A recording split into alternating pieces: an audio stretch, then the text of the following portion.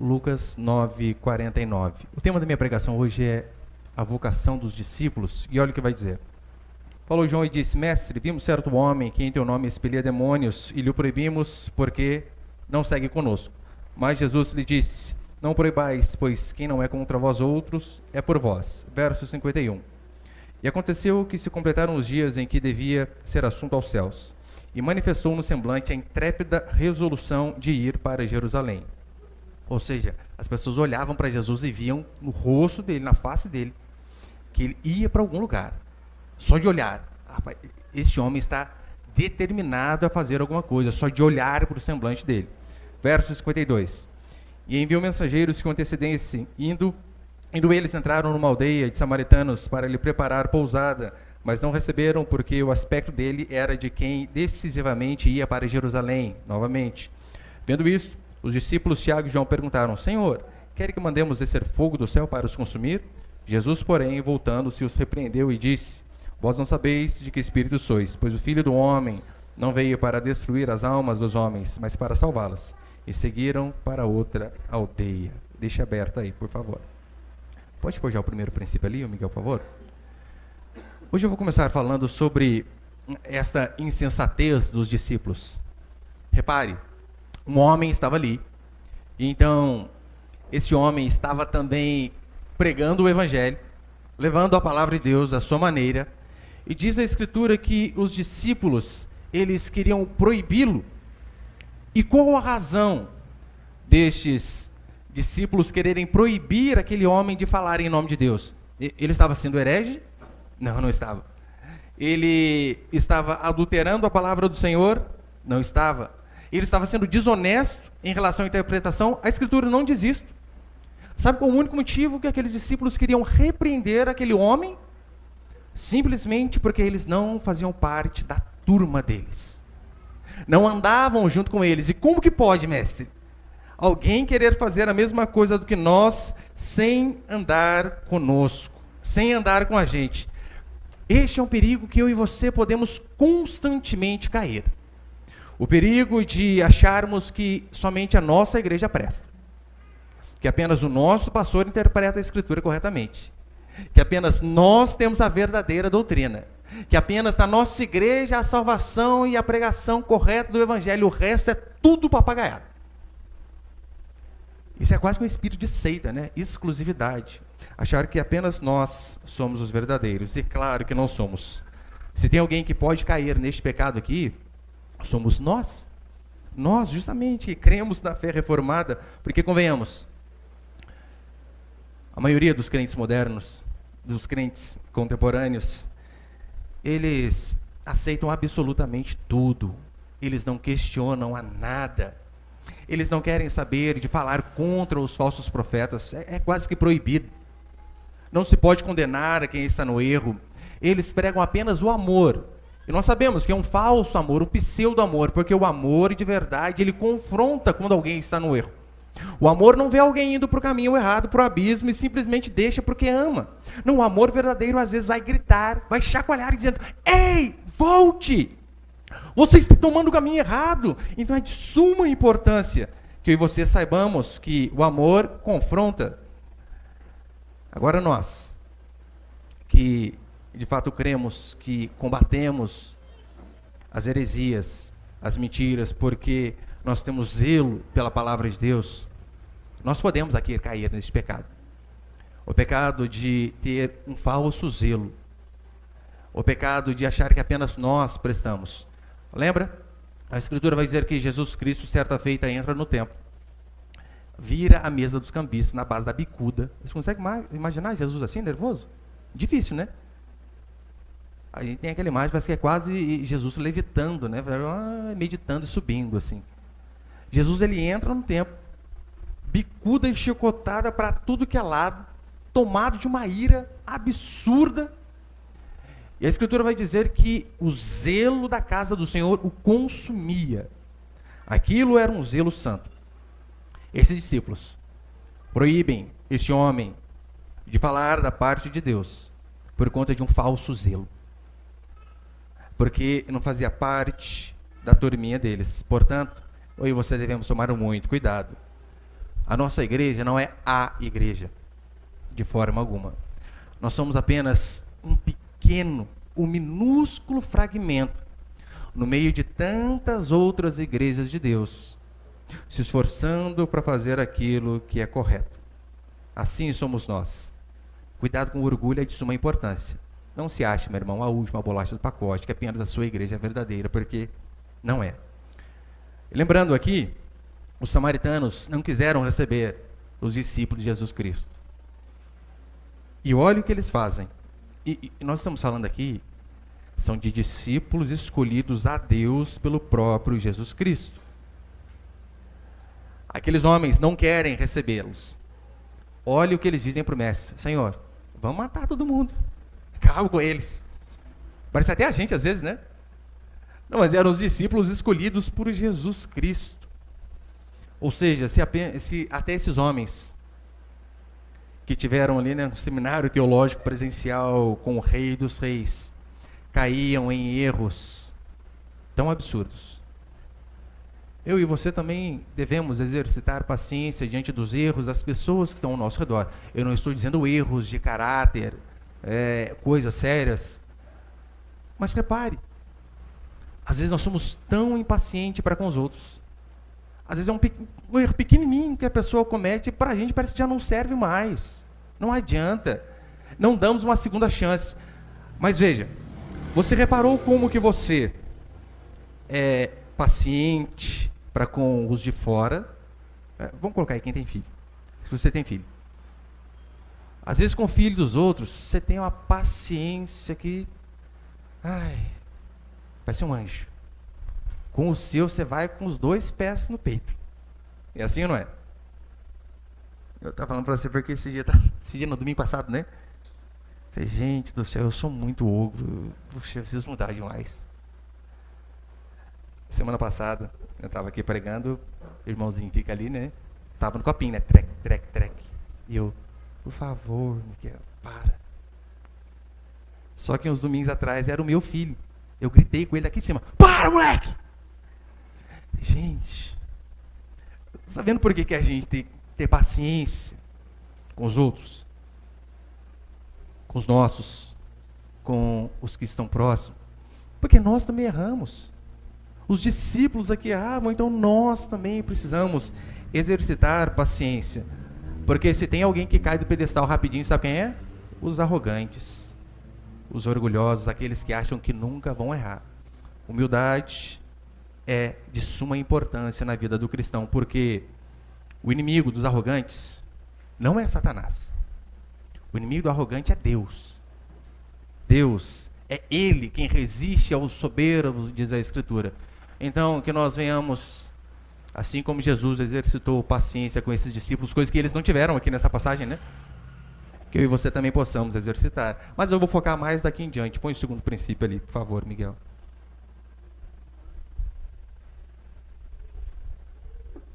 Eu falo, tô até com medo, né? Já estão com um copinho na mão já. O meu. Versículo 51, acompanha comigo aí, por favor. Segundo princípio, quero falar a respeito de vocação. Olha o que diz, Lucas 9, 51. E aconteceu que, se ao completarem os dias em que devia ser assunto ao céu, manifestou no seu semblante a intrépida resolução de ir para Jerusalém. Você já se deparou com uma pessoa que você olhava no semblante dela, e o semblante dela marcava o GPS, a coordenada para onde ela ia? Exatamente, está acontecendo que as pessoas olhavam e na face de Jesus dizia: ele está indo para Jerusalém. Simplesmente de olhar para ele. E eu quero falar sobre vocação. Eu sei que se você procurar essa palavra na Escritura, você não vai encontrá-la. Não há palavra em si, né? Até mesmo porque é uma palavra mais recente, mas o conceito de vocação nós vemos em toda a palavra do Senhor, tanto no Antigo como no Novo Testamento. Essa palavrinha vocação, ela tem uma origem latina, que é vocare, que significa chamado. Literalmente, é daí que vem o nosso vocativo, né? Quando você chama alguém, bom dia, vírgula, pastor, exclamação.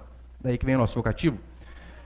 E a vocação, ela é nada mais, nada menos do que acreditarmos que Deus chamou a cada um de nós, sem exceção, para um determinado propósito.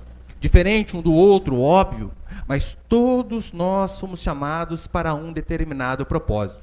Porque, via de regra, nós achamos que vocação é apenas para quem tem algumas posições elevadas.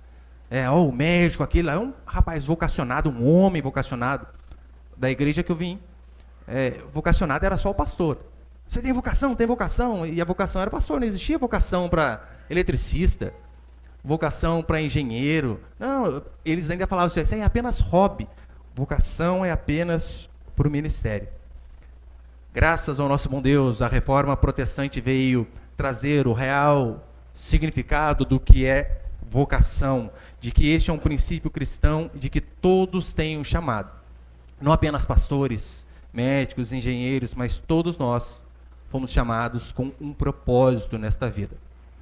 Eu sei que se você descobrisse isso lá no comecinho, seria muito mais fácil. Existem várias formas também de se descobrir, né? Talentos e tal. Essas coisas ajudam. Mas por vezes você vai descobrir a sua vocação, sabe quando? Quando você estiver lá no final da sua vida. Daí você vai olhar para trás, vai dizer, era isso, não acredito. Tem essa possibilidade. Aproximava-se da morte, Jesus manifesta no seu semblante o propósito do seu chamamento, daquilo que ele foi vocacionado. 2001, quando caíram as Torres Gêmeas nos Estados Unidos, World Trade Center, muitas mortes, um pavor enorme. E depois fizeram até filmes a respeito dessa tragédia. Tragédia não, né? Atentado terrorista. Tragédia quando, apesar que foi uma tragédia, mas foi um atentado. E num desses filmes está o prédio em chamas, não tinha caído ainda a primeira torre. O prédio em chamas, pegando fogo, as pessoas gritando, desesperadas, correndo pela primeira porta que eles viam e saindo. Na contramão, os bombeiros chegavam e entravam. E o filme começa com uma frase assim: quem entra num prédio em chamas quando todos estão saindo? Quem? Quem em sã consciência entra num prédio em chamas quando todos estão saindo? A não ser alguém que sabe que tem uma vocação para fazer aquilo ali.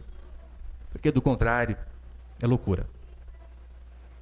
Veja, você, mulher, casada, se você não tem nenhum problema de saúde, a Escritura diz que o cristão deve ter filhos, filhos no plural, né? Plural, mais de um.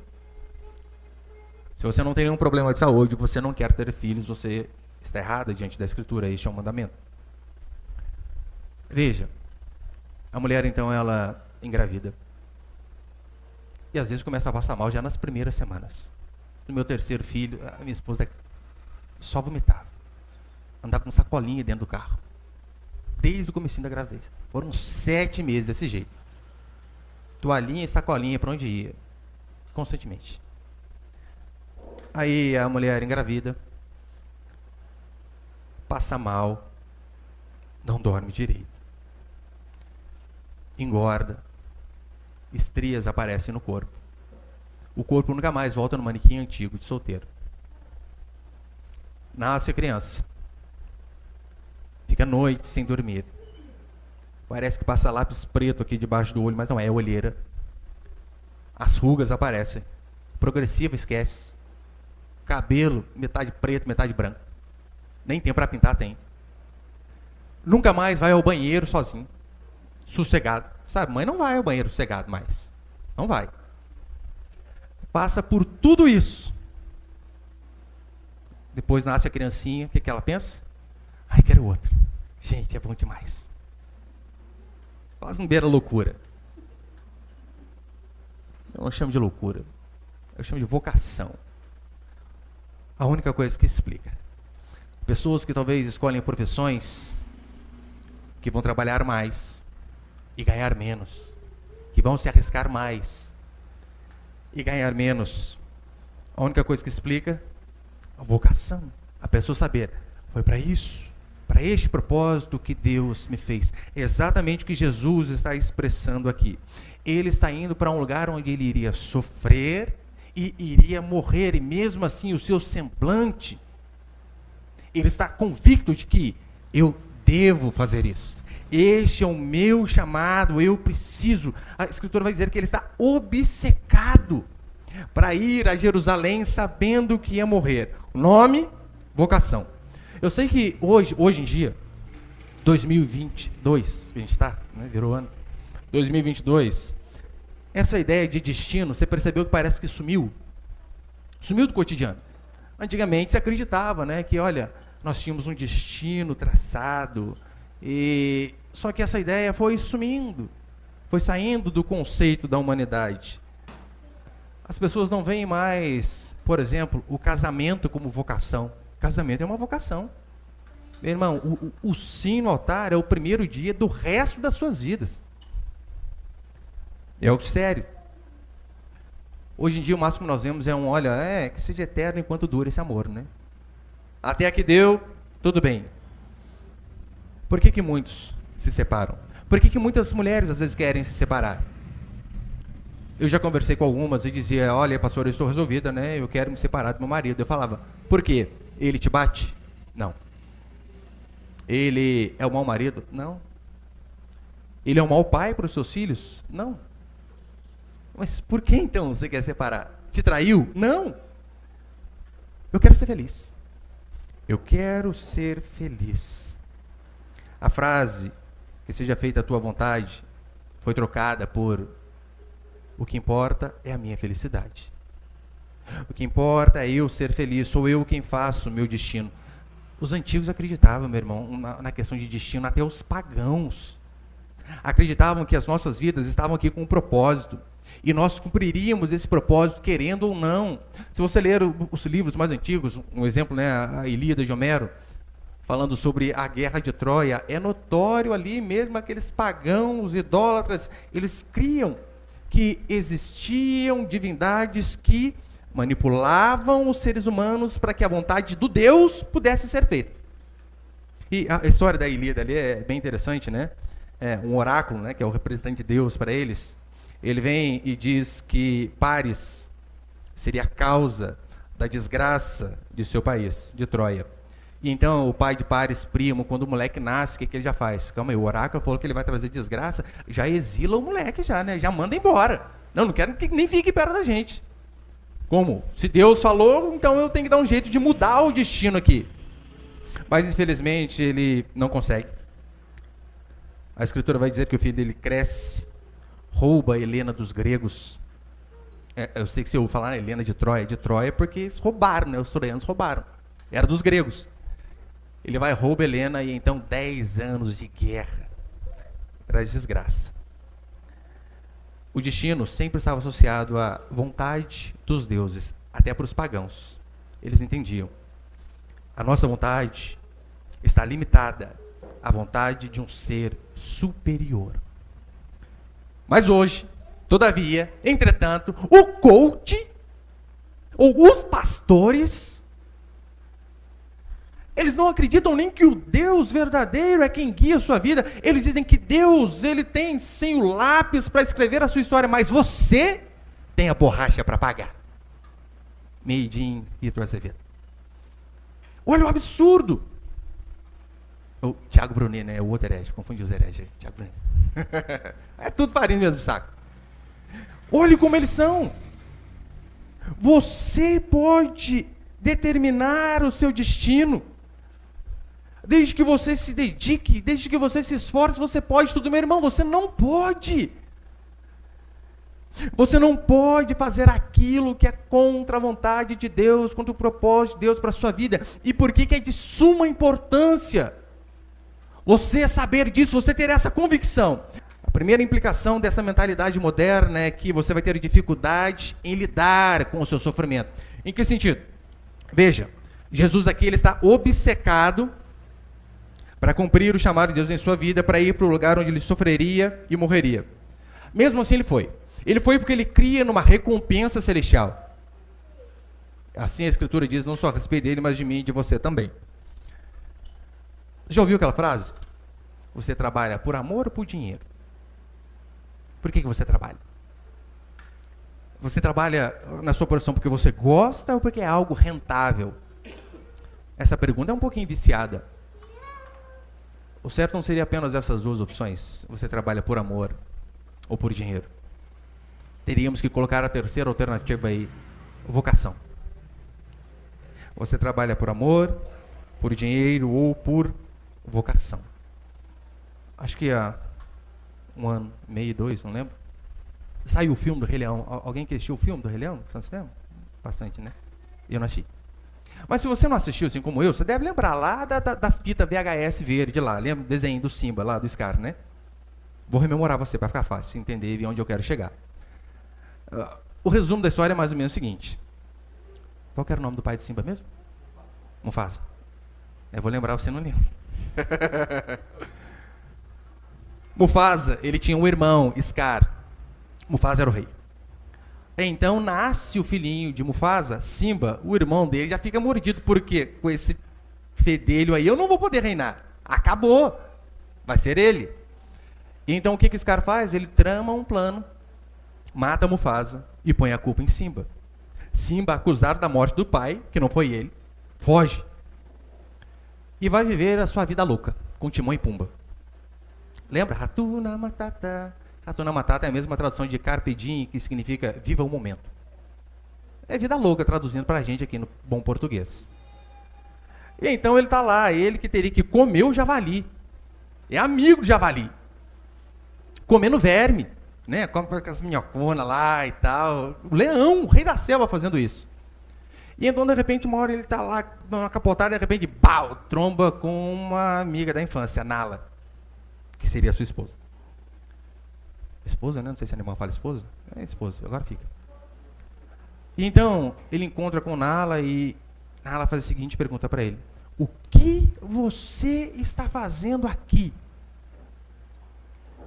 E depois ela diz para ele, você tem que voltar. E ele pergunta, por quê? Olha a resposta dela.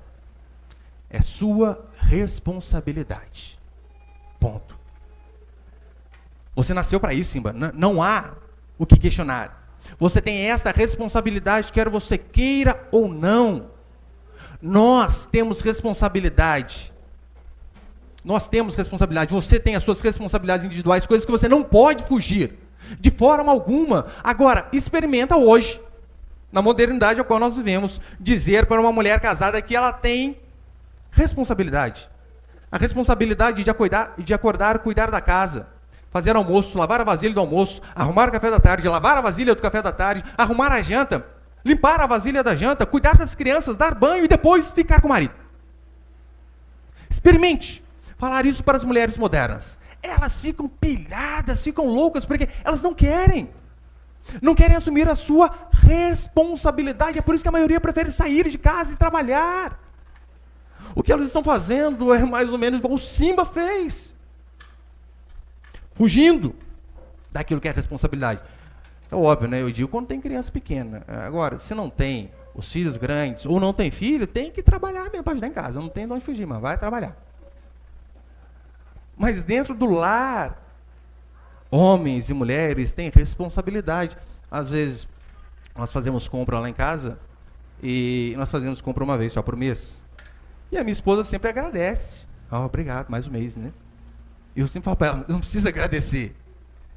É minha obrigação sustentar você e esse monte de filho que você tem. Essas criançadas nossas, é obrigação. Eu não tenho que agradecer. No quartel, eu cresci ouvindo isso, né? Aprendi há muito tempo. Não há mérito nenhum no cumprimento do dever. Por isso, se é seu dever, tem mais que fazer. Acabou. Como eu disse, fale isso para um homem. Porque hoje em dia, né, o homem moderno hoje nem pagar a conta para a mulher quer mais. Se deixar, vai pizzaria e racha. Vai lá, eu paguei minha parte. Você fala, paga a sua agora. Ó. Responsabilidade nós temos. A maioria dos homens e mulheres são egoístas. Outra implicação básica disso é a seguinte: você vai ter dificuldade em aceitar a sua limitação.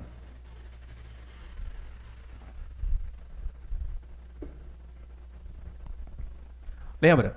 Jesus Cristo, ele podia ir para qualquer lugar, fazer qualquer coisa, e mesmo assim ele escolheu ir a Jerusalém.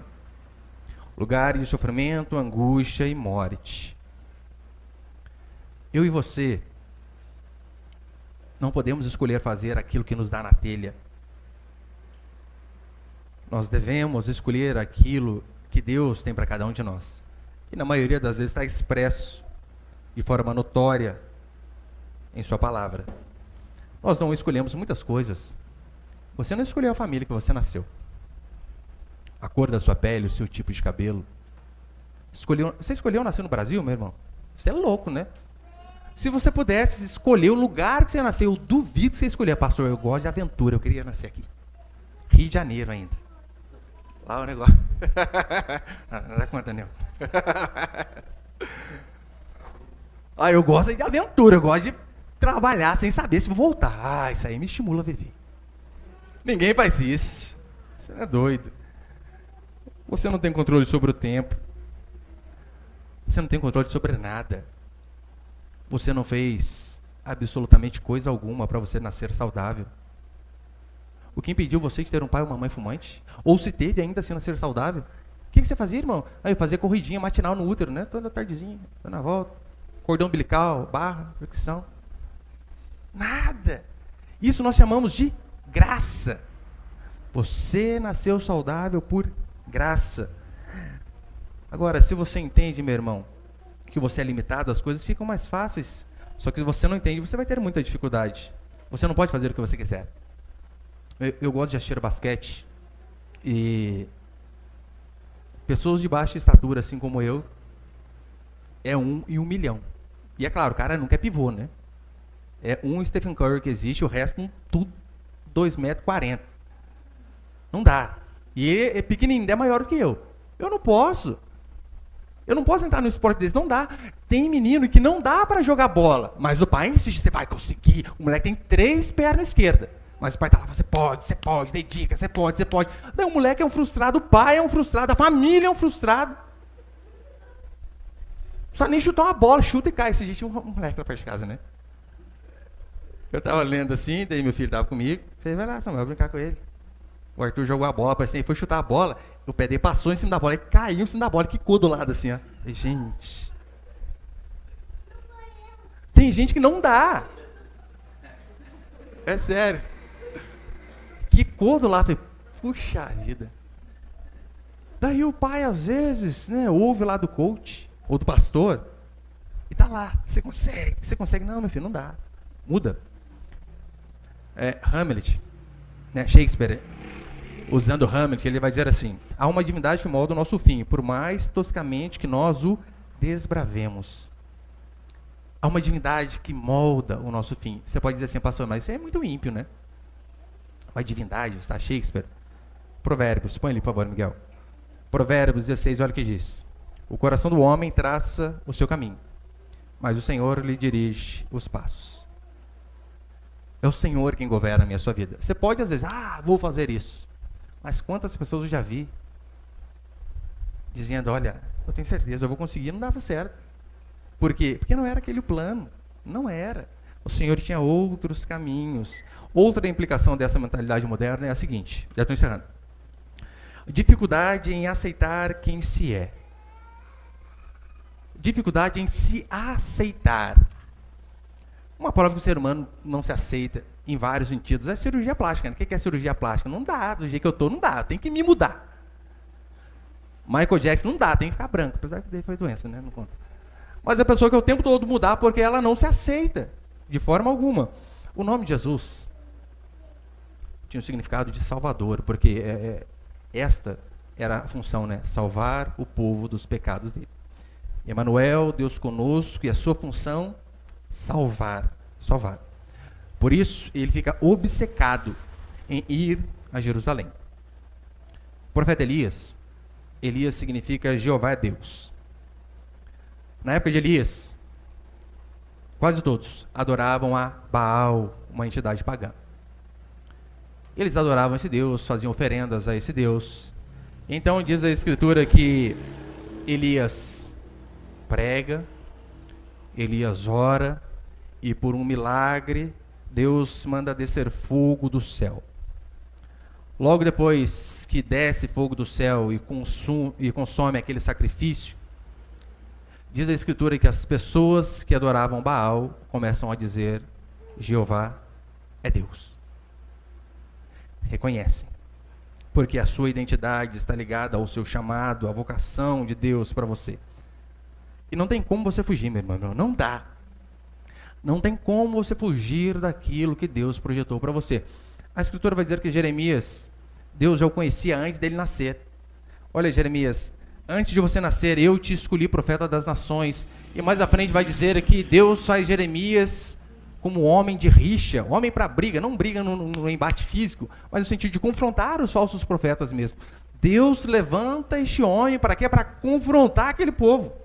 Ó, Jeremias, é só isso que você vai fazer, arrumar briga no Facebook. Não, Facebook não.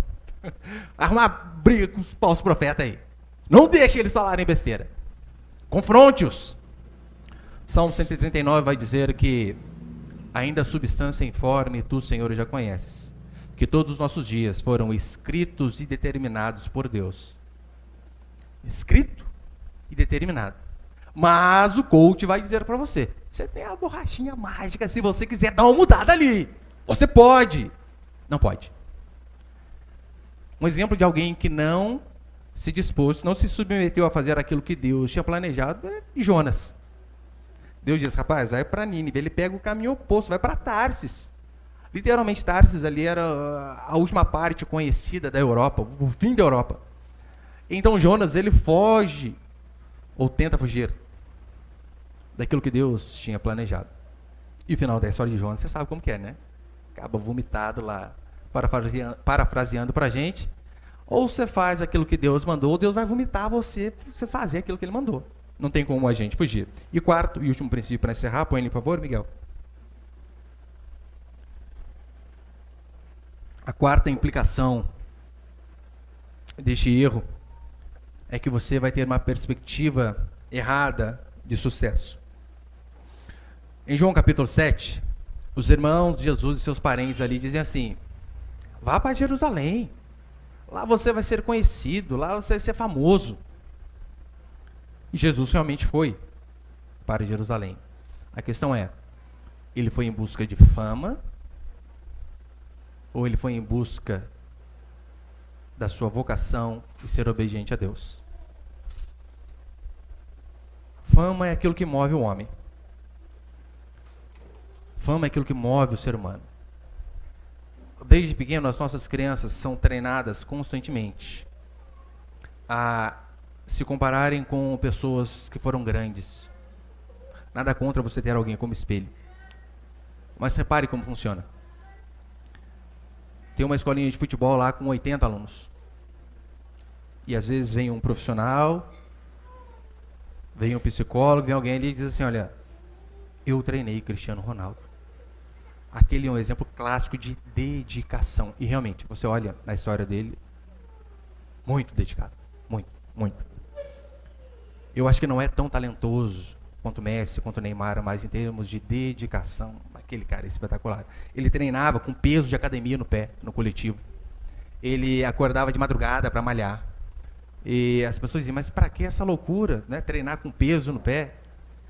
Olha, para que depois, na hora do jogo, quando eu tirar esse peso, eu vou correr mais. Quem que faz isso aí hoje? Não faz, ninguém faz.